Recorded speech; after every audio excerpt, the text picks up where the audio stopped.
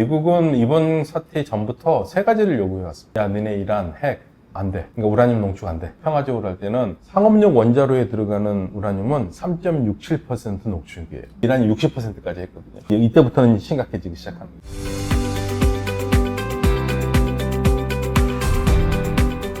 요새 이제 중동 이야기들이 정말 많은데 중동에 대해서 우리가 좀 제대로 된 또 역사와 문화를 배워보고자 저희 전문가를 모셨습니다. 박현도 교수님입니다. 반갑습니다. 네, 안녕하십니까. 네, 안녕하세요. 예, 저희 또 출연자 처음이어가지고요. 또 소개 좀 부탁드립니다. 서강대 유럽연합연구소의 박현호입니다. 이슬람과 중동을 공부하고 가르치고 있습니다. 진짜 중동에서는 이게 전쟁이 끊이지 않는 것 같은데 진짜 며칠 전만 해도 미국이 뭐 항공전함이 다 이란 쪽에 가 있다 뭐 명령만 내리면 이제 진격이 가능한 상태다라는 얘기가 나와서 막 긴장감이 고조가 됐는데 오늘 또 보도를 보니까 진지하게 대화를 하고 있다. 트럼프와 또 이란이. 그리고 오는 6일에는 고위급 회담이 또 이뤄진다고 하더라고요. 네. 이런 흐름대로라면 합의점을 찾아가는 과정일까요? 지금 상태는 굉장히 좋은 상태예요. 현재로서는. 이제 금요일이죠. 금요일에 이란의 외교장관 아락치와 그다음에 미국의 위트코프 중동특사와 그다음에 트럼프 대통령의 사위인 제레드 쿠슈너가 만나서 얘기를 합니다. 무거운 중량급 사람들이 만나서 얘기를 하니까 뭔가 좀 되지 않겠냐라는 기대는 가지고 있죠. 그러면 미국이 원하는 건 뭐냐? 미국은 이번 사태 전부터 세 가지를 요구해왔습니다. 첫 번째, 야, 너네 이란 핵 안 돼. 그러니까 우라늄 농축 안 돼. 니네 나라에서는 안 돼. 한국처럼 사와 하려면. 우리 사오잖아요. 두 번째, 니네 탄도미사일 너무 위험해. 탄도미사일 사거리도 너무 많이 나가고 니네 가지고 있는 숫자도 너무 많고 프로그램 계속 발전하면 안 되겠어. 그거 제한. 네, 세 번째로는 니네 돈 많이 해가지고 주변 국가들에 니네 신목들을 많이 심어놨더라. 대리 세력, 친이란 대리 세력, 예를 들면 헤즈볼라, 뭐 이런 조직들 있잖아요. 네. 걔네들 지원 중지해. 세 가지가 전통적으로 미국이 계속 요구해왔던 거예요. 예. 그런데 이거 가지고 한 건도 되지가 않았어요. 안 되는 이유가 첫 번째로는 이란은 야, 우리 핵 개발 안 해. 우리는 핵폭탄 만들려고 하는 게 아니라 우리는 평화적인 핵 개발이야. 그리고 우라늄 농축은 주권 국가의 권리야. 이거는 모든 주권 국가는 우라늄 농축할 수 있는 권리가 있다. 우리는 그래서 새로운 게 아니라 이건 권리를 찾겠다라는 거다. 예. 근데 미국은 그러죠. 야, 근데 니들 지금 농축이 너무 심하게 하잖아. 보통 우라늄 농축은요, 두 가지가 있습니다. 평화적으로 할 때는 상업용 원자로에 들어가는 우라늄은 3.67% 농축이에요. 의료용은 20%까지입니다. 여기까지가 평화적인 개발의 보통 선이에요. 이거 넘어가면 이제 이때부터는 심각해지기 시작합니다. 근데 이란이 60%까지 했거든요. 그렇구나. 예, 그리고 잠깐 실수해서 80%까지 했다는 기록도 있어요. 그러니까 제가 핵 과학자한테 물어봤습니다. 이거 어떻게 하냐 그랬더니 핵 개발은 정확하대요. 들어가는 거 나오는 게 정확하기 때문에 숨길 수 있는 게 없답니다. 예, 그래서 이란은 80%까지 했다는 기록이 있고 국제원자력기구가 깜짝 놀라가지고 니네 뭐 하는 짓이야 그랬더니 이란이 미안 우리 잠깐 실수한 것 같아 우리 하려고 한 거 아니야 그랬는데 주변 국가들은 저 자식들이 핵 만들겠네. 왜냐면 히로시마 나가사키에 떨어진 게 80%. 그러니까 제가 물어봤습니다 핵과학자들한테. 그럼 실험을 해야 되는 거 아니냐. 우리는 실험을 해야지만 핵폭탄을 쓸 수 있다고 생각하잖아요. 답이 뭔지 아세요? 아니 히로시마 나가사키에 떨어진 거 핵실험 안 한 거다.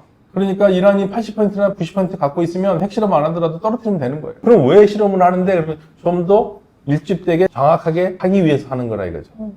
그러니까 요즘은 핵실험 안 하고도 하거든요. 그러니까 이제 주변 국가들은 못 믿는 거고요. 이란은. 그러니까 양쪽이 다 못 믿는 거예요. 이란은 야 우리는 안 한다는데 니네 왜 그래? 미국은 안 된다. 니네들 할 거야. 그러니까 주변 국가는 전부 다 이란을 두고 너 핵 개발 너 반드시 할 거야. 나 안 한다는데 아니야 너는 반드시 할 거야. 이렇게 생각하고 있어요. 그러니까 하지 말라는 얘기죠. 근데 지난 6월에 네. 폭격을 받았잖아요. 네. 그 핵시설이. 지금 어느 정도로 그럼 파괴가 된 상태예요? 미국 말로는 다 뭐 트럼프 대통령 우리가 깨끗하게 없앴다고 그러는데 지금 다른 얘기가 나와요. 못한 거 아니냐 이런 얘기가 나오고 있고 그리고 더군다나 이란이 60% 우라늄 농축한 걸 400kg을 가지고 있어요. 그거 내놓으라는 얘기예요. 예, 근데 이란은 안 내주겠다는 얘기. 핵 문제가 있고요. 탄도미사일은 이란은 우리는 탄도미사일은 우리 국방의 권리인데 그거는 얘기하지 말아라. 그래서 이제 세 가지 조건에다가 이제 하나가 더 붙은 게 미국이 아마 최근에 야 너네 이스라엘 승인해라. 이스라엘 싸우지 말게. 이제 네 가지가 됐는데 이거 일단 뭐 이스라엘 승인은 일단 제껴두고 세 가지만 얘기를 한다면 그러면 지금 돌아오는 금요일에 뭘 얘기하느냐 이 세 가지를 얘기를 다 할 거라고 봐요 미국은. 근데 이란은 우리는 핵만 하겠다고 그러는데 핵만 가지고는 안 될 겁니다. 아마 분명히 세 가지 다 얘기할 거예요. 어떤 거든지. 그런데 좋은 방법은 일단 핵 문제를 먼저 해결하는 게 제일 좋거든요. 하나라도 해결하려면 하나하나 하면 되잖아요. 예, 근데 한꺼번에 하려면 잘 안 되니까. 지금 나오는 얘기는 약간 고무적인 얘기들이 나와요. 그래서 이란이 핵 프로그램을 폐쇄할 용의가 있다고 뉴욕타임즈에 얘기를 했어요. 예, 그러면은, 잘하면 핵 문제 풀릴 수 있겠구나 생각이 드는데, 지난해 여름에 미국이 어떤 걸 요구를 했냐면, 너는 니네 핵 개발하고 싶지, 우라늄 농축하고 싶으면, 이란 밖에서 다른 나라들도 필요한 나라들이 있으니까 걔네들하고 같이 해라. 컨소시엄을 구성해서. 이란이, 오케이! 좋다! 그런데 그 컨소시엄 하는 우라늄 농축 장소는 무인도라 할지라도 우리 이란 땅에서 하자. 미국이 안 받았죠. 근데 이제 이번에 나오는 얘기가, 지난 여름에 미국이 얘기했던 컨소시엄 우라늄 농축 얘기, 그거 우리 받을 용이 있다 얘기가 나온 거예요. 금요일 날.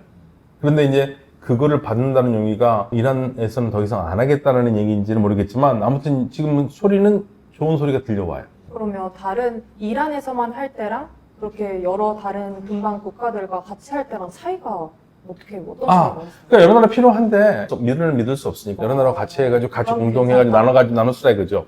3067은 필요하니까. 예를 들면 UAE도 3067이 필요하거든요. 근데 지금 전부 다 이란 때문에 주변 국가들도 자기 우라늄 농축을 하고 싶어해요.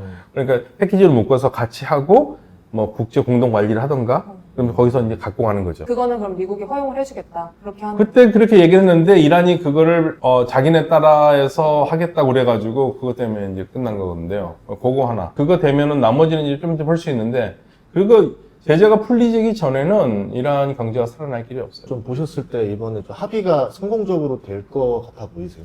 일단 이란이 급해요. 맞는 것보다는 싸워서 지지 않는다 하더라도 예. 얼마나 많이 맞겠습니까? 미국이 때리면. 그렇죠? 예, 그거보다는 낫다고 생각을 하는 것 같아요. 그러면 400kg으로 있는 60% 농축액은 어떻게 하느냐? 바깥으로 내놓으라고 그랬거든요. 근데 2015년에도 60% 농축 우라늄을 러시아로 빼돌렸거든요. 이번에도 러시아로 줄 것 같아요. 그러면 이제 핵 문제가 어느 정도 좀 복귀는 잡는 건데, 물론 이스라엘은 그거로 만족하지 않을 거예요. 예, 뭐 탄도미사일도 없애야 된다고 그러겠지만, 일단은 핵 문제만 해결된다면, 트럼프 대통령이 때리려고 그랬는데, 오케이, 봐라. 야, 봐봐. 내가 이란 핵 농축 못하게 했다. 이거 5분만 갖고도 빠질 수가 있죠. 그런데 이제 뭐 이번에 한 가지 어려운 점이 트럼프 대통령이 시위를 얘기를 했잖아요. 예. 시위대 도와주겠다. 두 번이나 help is on the way라고 두 번이나 얘기를 했죠. 그런데 핵 문제 해결과 시위하고는 전혀 관계가 없거든요. 그러네요. 그러니까 이거를 어떻게 이걸 무마할 것인가. 사실은 트럼프 대통령이 이란 시위대를 돕자고 한 거 아니에요.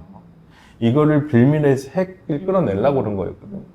그러니까 이용해 먹은 거거든요. 근데 말은 해놨고 한 번도 아니고 두 번이나. 그리고 마치 지금 될 것처럼 다 얘기해가지고 이란 사람한테 시위 나오라고 그러고 그다음에 이름 적어놓으라고 그러고 도와줄 것처럼 했는데 안 도와주고 있었잖아요. 그러니까 지금 이러한 트럼프 대통령 상태를 두고 이란을 공격하는 것도 참 위험하고 이게 불확실한데 안 하는 거는 더 위험하다는 얘기를 나오는 얘기일 거예요. 그래서 트럼프 대통령이 그 말만 안 했으면 핵농축 해가지고 핵농축을 막았다는 걸로 그냥 빠져나올 텐데 시위대와 관계된 모종의 딜을 이란 정권과 해야지만이 트럼프 대통령이 좀 체면을 구기지 않고 나올 수 있겠죠.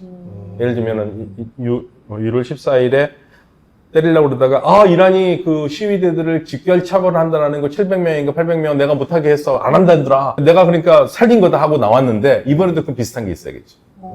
그러면은 트럼프 대통령이 면이 사는데 안 그러면 어렵고요. 그러다 보니까 린지 그레햄이라고 미국의 상원의원이 뭐라고 그러냐면 제가 이제 그분 말을 좀 쉽게 팔아야면 대통령님 뭐 하십니까? 이란 사람들이 기다리고 있어요. 시위하는 사람들이 지금 목 빠지게 기다리고 있는데 왜 안 때리십니까? 왜 말은 레이건 대통령처럼 강하게 하고 하는 짓은 오바마처럼 찔찔하게 하십니까? 이렇게 얘기를 하는 거예요. 그러면서 지금 당장 때리십시오. 협상이 무슨 필요가 있습니까? 이란 애들 협상 필요 없다고 얘기를 하고 있어요. 예, 그런 이제 강경파들이 좀 있긴 해요. 미국이 만약에 진짜 공격을 하게 되면 명분은 시위대를 돕는 명분으로? 그렇죠. 시위대에 관계된 걸로 할 수밖에 없는데 근데 지금 시위대를 가지고 뭘 하기 어려워요. 왜냐면 뭐 시위가 일어나서 지금 시위대를 뭐 어떻게 했다는 게 구체적으로 뭐가 사건이라도 있으면은 너 그거 하지 말라고 했는데 너 했지? 그래 할 텐데 그거를 좀 없거든요. 그러니까 1월 14일에도 때리려다가 못 때린 이유를 두고 이렇게 해석하시는 분도 있어요. 1월 14일에 때리려고 그랬는데 주변에서 말렸고 그리고 트럼프 대통령이 짧게 강하게 끝낼 수 있나? 짧게 강하게 끝낼 수 있는 방법은 없다. 첫 번째. 예. 그리고 이란이 이번에 미국이 공격하면 주변 국가들 다 가만두지 않겠다고 얘기를 했잖아요. 이거예요. 그러면 방공망이 필요하잖아요. 특히 이스라엘이 때린다고 그랬으니까. 근데 이스라엘 방공망이 준비가 안 됐기 때문에 못한 것이다라는 얘기가 있어요. 예. 그런데 지금 불과 15일이 지난 주말에 뭐 때린다 계속 얘기가 나왔잖아요. 저희도 뭐 공격할 줄 알았어요. 그런데 그때도 왜 못했느냐? 방공망이 준비가 안 됐다. 이스라엘도 방공망이 좀 덜 됐고, 그 다음에 친미 아랍 국가들에도 방공망을 깔아야 되는데, 그 방공망이 지금 촘촘히 안 돼 있기 때문에 준비기간이 더 필요하다. 그래서 준비기간이 필요했던 것 같아요. 브래드 쿠퍼 미 중부 사령관이 뭐라고 그랬냐면, 정권 교체를 위해서 때릴 준비가 돼 있는데, 사실 시간이 좀 더 필요하다고 그랬어요. 그런데 필요하다면 지금 때릴 수는 있다고 그랬습니다. 근데 방점은 시간이 더 필요한 겁니다. 그러니까 지금 트럼프 대통령도 어쩌면 이란도 시간 끌기 작전이고요. 미국도 시간 끌기 작전을 하는 겁니다. 그래서 지금 일각에서는 트럼프 대통령이 앞으로 2주에서 2달 사이 안에 공격할 것이다. 할 수밖에 없을 것이다 라고 하는 시각은 있어요. 그러니까 이번 오는 그 회담이 되게 중요한 거네요. 예, 회담이 중요하고요. 근데 결렬되지는 않고 계속 희망회로를 돌릴 거예요. 왜냐면 이란도 시간이 필요하거든요. 미국도 시간이 필요하고. 그래서 트럼프 대통령이 안 때리느냐는 진짜 완전히 부채도사한테 물어봐야 되는데, 트럼프 대통령 주변에서는 트럼프 대통령은 말은 지킨다. 계속 그 얘기를 하고 있어요. 어떻게든 때릴 것이다. 근데 이란 자체의 지형 자체가 네. 산악으로 딱 둘러싸여 있어서 미사일을 해서 두드리는 정도는 가능하지만 지상군을 투입해서 뭐 하거나 이렇게 하기에는 또 되게 까다로운 지형이죠. 지상군 투입 못합니다. 네. 지상군 투입하면 세상자가 너무 많이 나요. 예, 또 완전 험난한 지형이니까 네. 여기가. 예. 험난하고. 그러니까 이제 주사를 튕겨보면 네. 트럼프 대통령이 때려가지고 네. 이란에 정권 교체를 할 수 있느냐 이거죠. 그러니까 이란에 정권 교체를 하려면 정말 장기적 전쟁을 가야 되는데 미국이 어떻게 감당합니까? 예. 그래서 지금 무역론이 나오는 거예요. 그리고 뭐 베네수엘라처럼 지도자들 몇 명 제거한다고 그래서 이란이 바뀌지는 않아요. 우리 채널을 보시는 분들에서 제가 잠깐 설명해 드리면 영어권에서는 레이즘 체인지란 말을 많이 하잖아요. 우리 정권 교체라는 얘기 하잖아요. 근데 우리 한국에서 정권 교체라는 말이 영어에서 말하는 레이즘 체인지와 좀 다른 부분이 있어요. 우리는 정권 교체하면 대통령이 바뀌거나 이런 걸 정권 교체라고 그러잖아요. 그런데 이란은 대통령이나 최고 지도자가 바뀐다고 그래서 체제가 바뀌지는 않아요. 까다피나 사담 후세인처럼 1인 독재가 굉장히 강해서 걔네들만 제거하면은 새로운 뭔가 만들어질 수 있는 거면 좋은데 이란은 그러진 않습니다. 이란은 시스템이 돼 있어요. 그러니까 지금 최고 지도자가 문제가 생기면 다른 최고들을 뽑아요. 대통령이 있으면 다른 대통령을 뽑으면 되거든요. 그러면 지금 이 상태 이슬람 정부라는 거는 계속 가는 거예요. 그러니까 이건 레이징 체인지가 아닙니다. 지금 미국에서 말하는 레이징 체인지는 체제 전복이에요. 이란 체제를 전복하자는 얘기예요. 아예. 그래서 뭐 어떤 체제냐면 이란은 우리처럼 똑같이 국민들이 대통령과 국회의원을 직선으로 뽑습니다. 그런데 그 대통령이 예를 들면 우리나라 이재명 대통령이 정치 서열 2위예요. 누가 그러면 국가원수냐? 종교 지도자가 국가원수예요. 이 종교 지도자가 모든 사령관들을 다 임명합니다. 군인 사권을 가지고 있고요. 전쟁 선포권을 가지고 있고 그리고 중요한 외교를 결정할 수 있는 권을 가지고 있어요. 그러니까 이거는 대통령이 할 수 없는 겁니다. 우리 대통령 완전히 달라요. 이 체제, 이 최고 지도자, 종교 지도자가 움직일 수 있는 이 체제, 이슬람 체제를 무너뜨리자는 거죠. 그러니까 이란은 이렇게 우리가 알고 있는 우리 민주주의 체제와 이슬람 체제가 이렇게 있어요. 이렇게 이슬람 체제가 있는데 요걸 떼어내야지만 우리하고 같은 게 되거든요. 지금 미국에서 말하는 건 요걸 얘기하는 거예요. 예. 여기 있는 사람 한두 명 뺀다고 그래가지고 이게 떨어져 나가지는 않거든요. 그러니까 뭐 지도자 한 명 나간다고 그래가지고 다른 지도자 들어오면 되니까. 그러니까 때문에 이게 이해를 잘 하셔야 돼요. 시위대들이 원하는 거는 요겁니다, 요것만 남겨두는 건데 지금 미국이 때리는 걸로 이게 되겠냐 이거죠.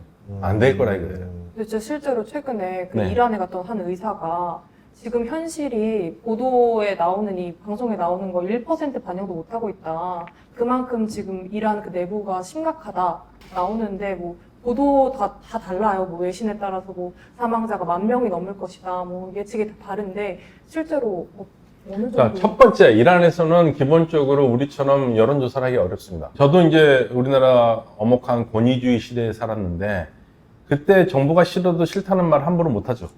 사람들은 얘기는 하지만 뭐 전화가 오거나 해가지고 물어보면 대답 안 하는 건 똑같아요. 이란도 마찬가지입니다. 때문에 여론조사가 될 수가 없어요. 네. 그럼 바깥에서 하는 여론조사가 있거든요. 그게 외국에서 해가지고 VPN을 하는데 VPN을 쓸 수 있는 사람이 몇 명이나 되겠냐 이거예요. 젊은 사람들이 주로 쓰지 않습니까? 이 사람들은 전부 다 정보를 좋아할 리가 없잖아요. 그 때문에 정확한 여론조사가 안 돼요. 근데 이란 인구가 9천만입니다. 9천만이 넘습니다. 그러니까 그 사람들 중에서 제가 봤을 때 30% 정도는 이 체제에 대해서 열렬한 믿음을 갖고 있는 사람들이에요. 예, 이 체제 절대 변해서 안 된다고 생각하는 사람들이에요. 최소한 30%. 와, 예. 꽤 되네요. 그럼요. 근데 시위에 나와 있는 사람이 1000만 명이 될까요? 1000만 명이 안 될 것 같은데. 예. 그러니까 이게 정확하게 민의를 반영하기 어려워요. 그게 이제 가장 잘 드러나는 게 사망자 수에도 나옵니다. 이란 정부 발표에 따르면 3117명입니다. 죽은 사람이. 그중에서 690명은 폭도예요. 이란 정부 발표입니다. 그리고 나머지 2400명 정도가 무고하게 죽은 일반 시민과 군경이라고 생각하는 겁니다. 그리고 이란 정부는 이 시위 사태의 원인을 사실은 틀린 말이 아닌 것도 있어요. 왜냐면 처음 시위가 났었을 때 한 일주일 정도는 굉장히 평화롭고 조용하고 아무 문제 없었는데 그 다음부터 외국에서부터 뭘 나오기 시작하면서 이제 문제가 생기기 시작했거든요. 그러니까 이란 정부는 이 시위를 밑에서 추동하던 불순 세력이 있었고 걔네들이 엉망으로 만들었고 불 지르고 다 했다고 생각하는 겁니다. 예. 근데 이렇게 말하면은 순수한 마음에 시한 사람들은 억울하죠. 나는 그런 사람 아닌데 나는 진짜 정부가 잘못했다고 생각해서 나간 건데 그런 사람들은 억울한 겁니다. 예, 그러니까 진실은 그 중간 어딘가에 있는 거거든요. 처음에 UN 인권위원회에서 이란 특별보고관인 마이사토 씨가 뭐라고 그랬냐면 이란에 지금 시위 사망자는 5,000명이라고 그랬습니다. 그리고 한 일주일 지나다가 내가 정정하겠다. 내부의 여러 가지 보고에 따르니까 2만 명 이상은 되는 것 같다. UN 인권위원회는 2만 명으로 봤어요. 국제인권센터라고 NGO 단체 있거든요. 여기는 이란의 사망자를 4만 3천 명으로 봤습니다. 그리고 다른 데서 올 때는 8만 명이라고 하는 사람들도 있고 10만 명이라는 사람도 있어요. 그러니까 몰라요. 알 수가 없어요. 다만 하나 확실한 건 최근에 이란이 3,117명이 죽었다고 얘기를 하면서 이란의 개혁파 신문입니다. 사잔덱이라는 신문에서 죽은 사람들의 명단을 쭉 한 면에 적었어요. 근데 그 명단을 보고 빠진 사람이 있다고 막 항의하는 사람들이 있었어요. 그러니까 그보다 많을 수 있죠. 그러니까 진실은 예. 정부가 말하는 3,117명에서 국제인권센터가 말하는 43,000명 그 사이에 어딘가에 있겠죠. 알기가 어렵습니다. 사망자 사수도 이러는데 안에서 보도되는 게 우리한테는 주로 시민들과 관계된 친시위대와 관계된 이야기들만 전해오거든요. 그러다 보니까 거기가 조금 어긋나면 정부가 다 거짓말한다고 생각을 하기 때문에 이것도 또 하나의 문제예요. 그리고 시위대와 정부가 얼마나 서로 지금 얘기를 하냐면 이란 정부는 CCTV에 찍힌 것들을 보여주면서 봐라 이 폭도들이 이 짓을 했다. 거기 보면 이란 정부가 폭도라고 하는 애들이 막 총 쏘고 하는 게 나오고 있거든요. 근데 이제 시위대 쪽하고 얘기를 해보니까 시위대에서는 이런 얘기합니다. 아니야 그거 정부가 AI로 만든 거다 이렇게 얘기하고 있어요. 그러니까 그만큼 서로 믿지 못하는 거예요. 그래서 지금 이란의 이런 상황들은 시간이 지나야지 밝혀질 것 같아요. 지금 이란 시위 때 발생한 것 중에 하나가 인플레이션 때문에 발생했다라고 하면은 이게 뭐 시위를 잠재운다 하더라도 인플레이션 문제는 해결을 못할 거 아니에요. 그러면 계속 또 이제 들끓을 수도 있는 거고. 이번 시위의 시작점을 저는 뭐로 보냐면 경제는 나쁘기 때문에 경제는 계속 나쁜 거는 맞는데 아얀데 은행이라고 있습니다. 아얀데. 이게 이제 2009년에 여러 은행이 있었는데 합쳐서 2013년에 그 창립자가 여러 은행을 병합해서 만든 게 아얀데 은행이거든요. 이게 이제 페르시아어로 미래라는 뜻이에요. 미래를 위한 은행이었죠. 이제 이 은행이 폰지 스킴을 했습니다. 그러니까 이제 금융위원회에서 정해준 이자 한도율이 있잖아요. 거기보다 4% 포인트를 더 줬어요. 그럼 당연히 4% 포인트를 더 주면 사람들이 거기다가 당연히 그렇죠? 그러면 이 사람들은 돈을 어떻게 하느냐? 말 그대로 다단계예요. 앞에 사람한테 많이 준다고 그래가 뒷사람이 낸 거를 가지고 준 거예요. 그래서 이렇게 줬고요. 근데 수신고는 올라갑니다. 무려 7%를 차지해요. 전체 은행의 7%니까. 그리고 이 사람들은 어떻게 생각하냐면, 야, 제재가 곧 풀릴 거야. 그러면 우리가 거기에 맞게 새로운 상업 구조를 해야 돼. 그러면서 자회사를, 건축회사를 만들어가지고, 이란몰이라는 걸 만들어요. 이란몰이 세계에서 제일 큰 몰입니다. 쇼핑센터입니다. 얼마나 크냐? 축구장 270개가 들어요. 축구장 270개 크기의 이란몰, 세계에서 가장 큰 몰을 만들었어요. 네. 2018년에 개장을 합니다. 잘 될 줄 알았죠. 근데 이 은행이 자회사를 만들면서 자기가 있는 돈들을 거기다 거의 70% 거의 다 때려 부은 거예요. 근데 2018년에 무슨 일이 생깁니까? 트럼프 대통령이 이란이 이 자식을 못 믿겠어. 핵을 만들 것 같아. 그러니까 나는 2015년에 우리 미국의 오바마가 이란과 여러 나라와 한 핵협정 나 안 지킬 거야 하고 나가버려요. 5월 8일에. 네. 그럼 당연히 아얀데 은행이 생각하는 제재가 풀리기는커녕 제재가 더 쪼이죠. 그러니까 돈은 잠식되죠. 그러니까 이제 망할 수밖에 없는 상황이죠. 2025년 10월 달에 파산합니다. 중앙은행이 이제 그걸 인수를 하잖아요. 그러면 중앙은행은 이 손익을 어떻게 해야 됩니까? 이 은행이 가지고 있는 여러 재산을 매각을 해가지고 거기서 나오는 돈으로 해야 되는데 매각이 잘 안 되죠. 그러니까 이란 정부가 할 수 있는 방법은 뭐겠습니까? 돈을 찍어냈습니다. 당연히 인플레이션이 생길 수밖에 없고요. 시위가 생길 때쯤인 10월, 11월 달에 인플레이션이 50%예요. 거기다가 이제 터닝 포인트가 제재가 계속 돼 있었는데 유럽은 제재를 계속 약속을 지켜왔어요. 미국은 나갔지만. 그런데 유럽도 아마 미국의 영향을 받고 해서 2025년 9월 말에 야, 우리가 너 이란 약속을 잘 지킨 거를 기본으로 해서 너하고의 그 제재를 잘 지켜왔는데, 제재를 안 하고 지켰는데, 우리 보니까 너 핵무기 만들 것 같아. 여러 가지 많이 지키지 않았어. 우리 너하고 약속 못 해. 그래서 9월 말에 유럽도 이란에 대한 제재를 시작해요. 그럼 이란은 이제 사면 초과해죠. 그러니까 이제 10월, 11월 달에 취하게 되는 거죠. 환율은 뛰기 시작하죠. 이란이 사실은 외환 보유고가 1200억 달러예요. 적지 않습니다. 근데 왜 방어를 못 하느냐? 제재 받고 있잖아요. 900억 달러가 해외에 있어요. 갖고 있는, 하시는 300억 달러밖에 안 돼요. 그러니 이게 환율 방어가 안 되지 않습니까? 2015년 7월 20일에 이란과 여러 국가들이 핵 합의를 했었을 때 이란의 돈은 1달러에 32,200리알이었습니다. 네. 12월 27일, 12월 28일 시위가 28일 날 났는데요. 그때 환율이 143만 리알이에요. 44.2배가 올랐어요. 그러면 짜장면이 한 50만 원 되는 거야. 그냥 간단하게 우리가 1달러에 1,400원이 7만 원이 된 거예요. 네. 그런데 여기서 또 하나가 있죠. 이란 사람들이 외국에 의존하지 않고 자력갱생 해가지고 우리끼리 잘 산다 해가지고 외국 없어도 안 해도 우리끼리 잘 산다 하고 살 수 있다면 잘 살지 못하죠. 그래도 아무튼 문제가 없을 거 아니에요. 그런데 이란은 오픈 경제거든요. 그러니까 제재가 먹히는 거죠. 그런데 어디서 문제가 터지냐면 테헤란에 보면은 그 이제 알라에딘 상가가 있고 그다음에 차르수 상가가 있는데 이게 다 전자 제품을 수입해가지고 파는 데예요. 우리로 치면 용산 전자 상가예요. 가게들이 많잖아요. 네. 물건이 안 팔려.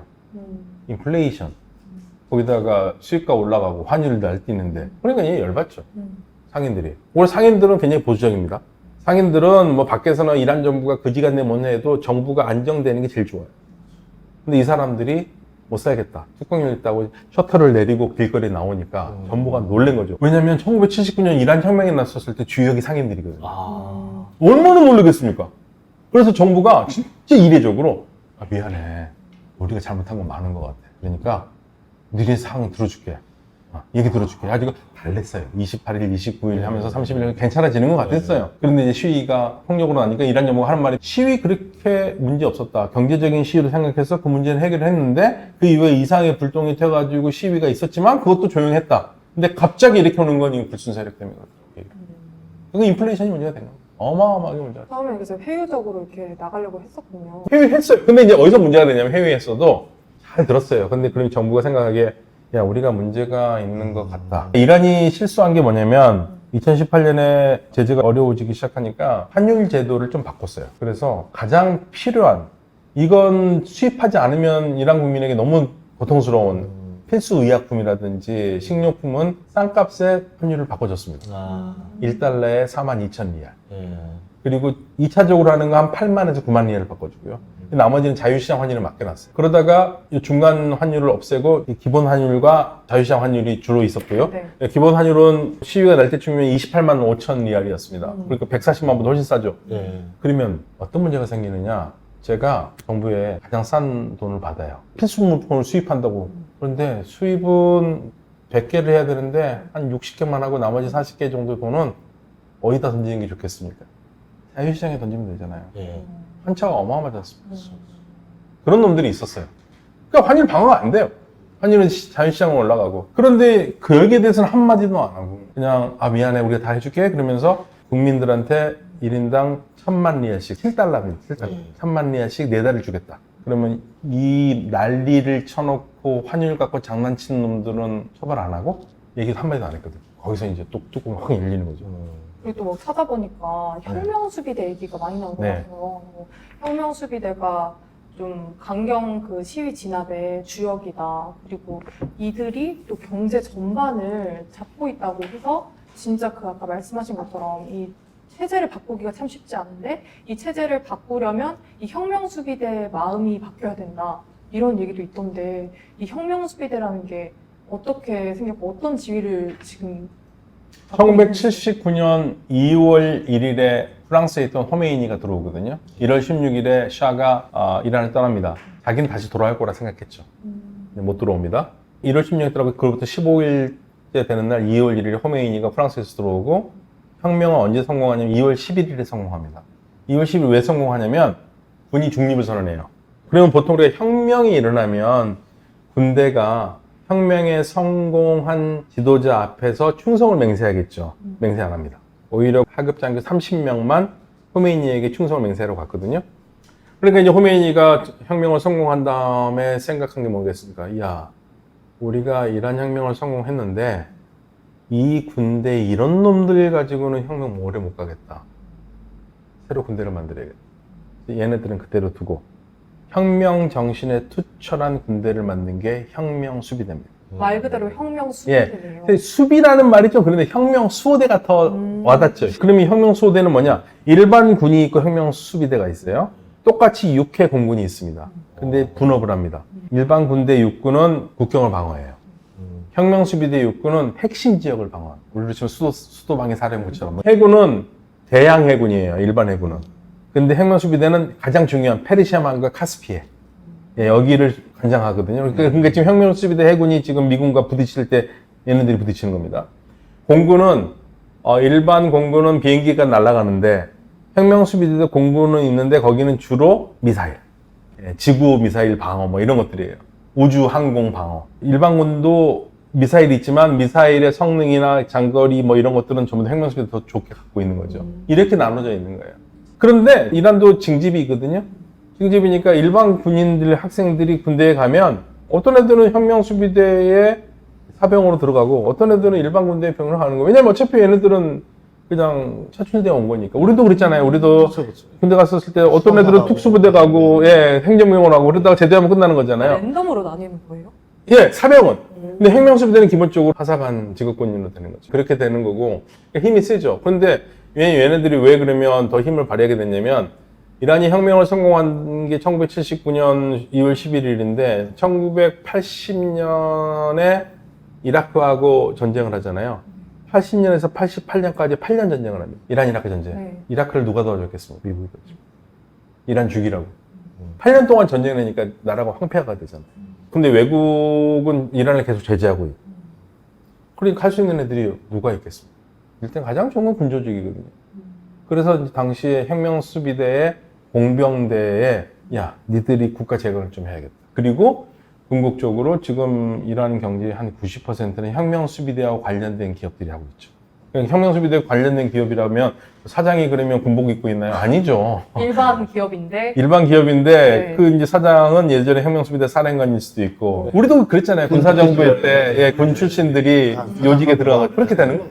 그래서 이란 사람들은 내가 먹는 예를 들면 음료가 혁명 수비대와 관계가 없다고 생각하지만 혁명 수비대를 관계 없는 게 거의 없어요. 10개 중에 9개는 혁명 수비대와 관계가 있는 거예요. 이 말 들어보니까 권력이 굉장히 공고한 상태가 이렇게 되네요. 그렇죠. 왜냐면 최고 지도자가 임명하는 사람들 혁명 수비대 사령관들이고 다 저 군 사령관들이고. 네. 예. 사실 이란은 원래요. 최고 지도자는 이슬람 법 지식이 가장 뛰어난 사람이어야 되고 사람들이 존경을 받아야 되고 예를 들면은 내가 믿고 따를 수 있는 사람이라는 뜻이 페르시아에서 마르자의 따글리드라고 그러는데 마르자라고 그러거든요. 마르자여야만 최고 지도자가 될 자격이 있어요. 그런데 호메이니가 마르자였고 호메이니의 2인자도 마르자였는데 2인자가 호메이니하고 눈에 어긋납니다. 이 사람은 montaser이라는 사람인데 이 사람은 종교인이 정치에 간섭하면 안 된다는 생각을 가지고 있었고 1988년 이란과 이라크 전쟁 말미에 이란의 반정부 세력인데 사담 후세인 편을 들어가지고 이란 사람을 죽였던 그룹이 있어요. 공산주의자들도 있고 2,000명에서 3,000명 정도를 잡고 있었는데 직결처형해서 죽였거든요. 근데 이걸 가지고 몬타세리가 깜짝 놀래가지고 수치스러운 일이라면서 엄청나게 비판을 합니다. 이건 이슬람의 이름으로도 해서도 안 되는 거고 공화국 역사상 가장 수치스러운 일이라고 비판을 하니까 호메이니가 얼마나 불편해요.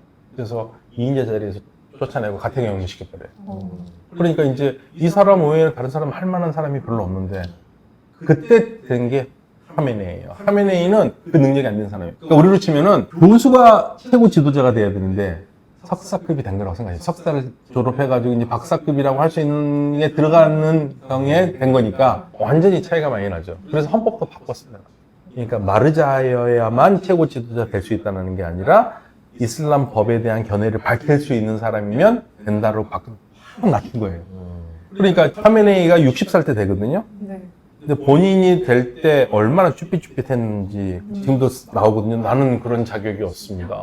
그러니까 아이 그러지 말고 하시라. 그래가지고 투표를 해서 되거든요. 네. 이 사람을 최고 지도자 만들었던 라프산자니는 자기가 요리를 할 수 있을 거라고 생각했던 것 같아요. 근데 완전히 잘못한 거죠.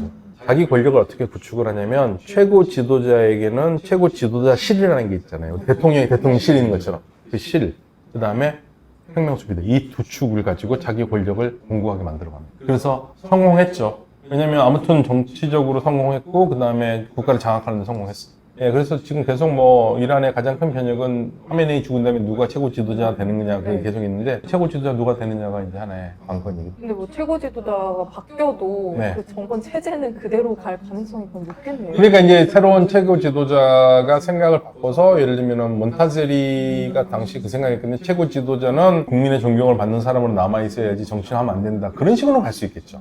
그러니까 지금 최고 지도자가 가진 권한을 상당히 많은 부분을 대통령한테 주고 최고 지도자는 말 그대로 그냥 우아하게 뭐 이렇게 하고 네. 그런 것만 한다면 이란 체제는 이슬람 체제에서 바뀌어서 이것만 있겠죠. 그러면 뭐 사실상 괜찮죠. 그러면 앞으로 이란이 어떻게 좀 바뀔 거라고 보시는지 좀 궁금하거든요. 바뀌고 싶지 않습니다. 바뀌는 게 쉽지 않고요. 현재로서는 제가 말씀드렸듯이 이란 정부 국민 여론조사가 제대로 될 수가 없기 때문에 가장 좋은 거는 이란이 가지고 있는 민주적인 제도를 살리는 방법이 제일 좋아요. 지금 현재. 예를 들면은 제가 말씀드렸듯이 저는 개인적으로 그렇게 생각하는데 저한테 이란이 바뀌려면 어떻게 해야 되느냐. 가장 이상적인 것은 최고 지도자 권한을 내려놓고 그냥 그 영국이나 일본의 왕처럼 뒤에서 상징적인 존재로 남아있고 국민들에게 영적인 지도자가 되고 그 나머지 실질적인 일들은 대통령을 중심으로 하거나 총리제를 하던가 그렇게 만들어 가가지고 국가를 이끌어가는 방법이 제일 좋죠. 그리고 그 부분에서 민주주의에 가장 문제가 되는 게 헌법수여위원회. 거기 선거 관리하잖아요. 그걸 빼버리는 거죠. 그러면 이제 우리처럼 선거 관리하면은 이제 정말 좋은 거고. 근데 이제 이게 문제가 뭐냐면 이란의 또 다른 가장 큰 문제가 소수민족 문제가 또 있습니다. 그러니까 이란에서요 국가가 페르시아거든요. 태어날 때 페르시아를 모국어로 쓰는 애들이 10명 중에 몇 명일 것 같습니다. 모국어인데 그래도 많이 쓰지 워낙 않나요? 영토가 넓으니까 또 예. 여러 사람들이 있는 거죠. 예, 그럴 수도 있고. 10명 중에 6명입니다. 나머지 4명은 태어날 때 모국어가 페르시아어가 아니에요. 그렇구나. 쿠르도가 있고 아제르 여러가 있거든요. 그런데 그 사람들이 같이 이란이라는 나라를 만들었는데 소속감은 있지만 나는 그래도 싫다는 사람도 있을 거 아니에요. 쿠르드 독립하려는 사람들이 있고 그래서 이란을 싫어하는 여러 데에서는 얘네들을 펌프질을 해가지고 돈 주고 무기 주고 해가지고 이란과 싸우게 만들고 이란이 갈라지는 걸 꿈으로 생각하는 사람들도 있습니다. 이게 이제 이란이 가지고 있는 어려운 문제 중에 하나. 내부적으로도 또 그런 문제가 있고. 네, 내부적으로 있는데 특히 밖에서 그렇게 이란을 갈라치기 하고 싶어 하는 게 있어요. 근데 그게 쉽게 되지는 않을 겁니다. 왜냐면 이란의 그런 사람들이 강제로 있는 게 아니라 어떻게 생각하냐면 나는 이란이라는 주식회사의 주주다라는 생각을 가지고 있는 사람들이 더 많아요. 그래서 이게 이루어지는 겁니다. 묘합니다. 굉장히 묘한 나라예요. 9천만이나 되는 나라가. 오늘 이란에 대해서 이렇게 잘 배워본 건 처음인 것 같아요. 왜냐하면 검색을 하든 뭐 들어보지 못했던 네. 이야기를 다 네. 들어본 것 같아요. 아쉬워요. 더 듣고 싶어요. 네. 오늘도 너무 깊게 잘 들어서 너무 좋습니다. 너무 잘 들었고요. 2부에서 또 이야기 나누도록 하겠습니다. 감사합니다.